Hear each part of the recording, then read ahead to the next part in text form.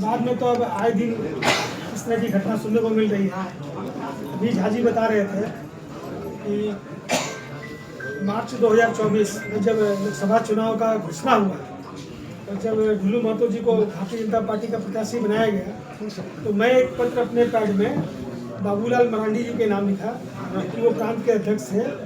मैंने उसमें लिखा कि पार्टी की डिफेंस कहे जाने वाली भाजपा में इनसे भी अच्छे कई कैंडिडेट हैं, पार्टी को पुनर्विचार करना चाहिए। मैंने किसी प्रकार का कोई आरोप नहीं लगाया।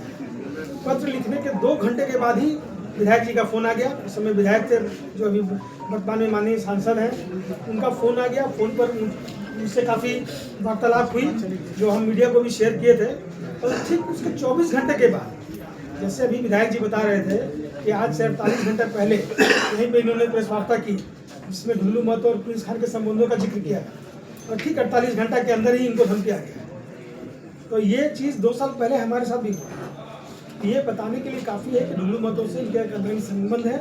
और आज जो वो कह रहे हैं कि भाई हमको भी धमकी मिला है, ये कहीं ना कहीं डाइवर्ट करने के लिए ये कहा जा सकता है कि प्रिंस खान से इनका एक दोस्ताना रिश्ता है।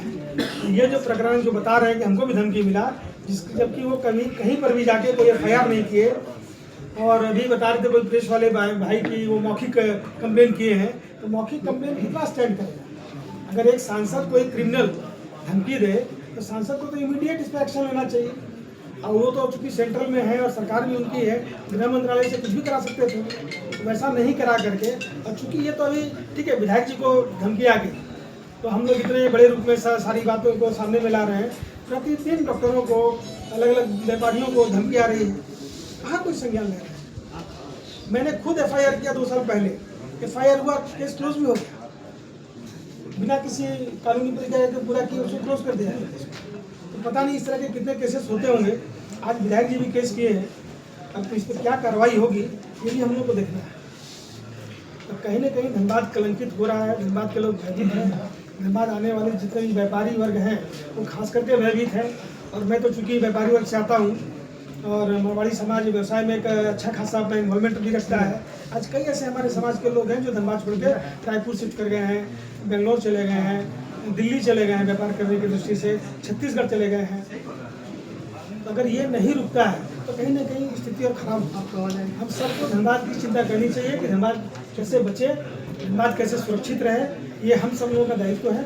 और मैं विधायक जी को साधुवाद देता हूँ कि भाई चलिए इस प्रक्रम को ये मेरी तरह सामने लाए हैं।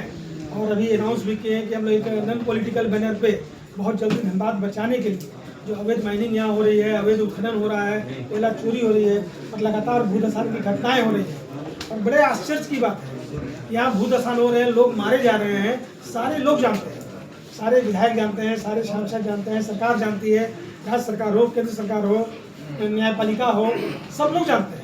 इसके बावजूद कहीं कोई कार्रवाई नहीं। एक दिन का ये न्यूज़ वैल्यू होता है, आज रात में कोई भूदसान हो, कल अखबार की सुर्खियाँ रहेगी, सारे नेता वहाँ पे जाएंगे और 2 दिन के बाद वो चैप्टर क्लोज होगा। अभी विजय झाजी बता रहे थे टांडीबाड़ी में 1 महीने में 4-4 बार भूदसान हुआ।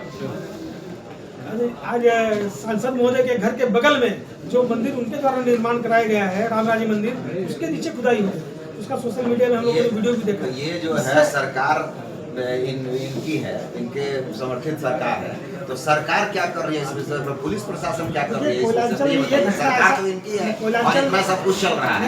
अकेले बागमारा मतलब विधायक या सांसद वो जब करवा रहे थे, आपकी सरकार क्या कर रही है और आपकी पुलिस क्या कर रही है? ये सरकार के पहले भी कोई दूसरी सरकार थी, ये परंपरा अभी वर्तमान की बात कर रहे हैं आप, अभी आंदोलन करने की बात कर रहे हैं। तो आपकी सरकार है तो आप क्या कर रहे हैं? वो कोलियरी BCCL का है, BCCL की जिम्मेवारी बन रही है। सब कुछ तो पुलिस प्रशासन के अधीन है। जिले में और कोयला उत्खनन का काम हो रहा है, सेल कर रही है, टाटा कर रही है, वहाँ क्यों नहीं हो रहा?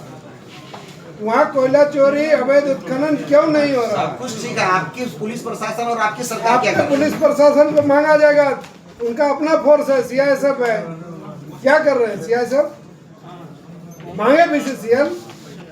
तो यही तो प्रकरण है ना कि ये उस पर ये प्रकरण नहीं, मामले को ही किया जा रहा है। केंद्र का जो मजबूरी है वो पूरा छूट दिए हुए हैं। जिम्मेवारी दोनों देखिए, वो कोलियरी तक है, लेकिन कोलियरी के बाद जब सड़क पर वो अवैध कोयला आता है तो जिम्मेदारी किसकी है? हम लोगों ने जैसे इस बार विधानसभा में उठाकर स्पेशल कमेटी बनाया है, क्या गुरु महतो जी भी चीजें उठाए ना जो भाई इसकी जांच होनी चाहिए। मैंने तो कहा अब बहस का नहीं, भाषण में नहीं, वो क्वेश्चन के रूप में चीजों को स्टार्ट क्वेश्चन। तो पीछे वाला खड़ा जी भी है साहब।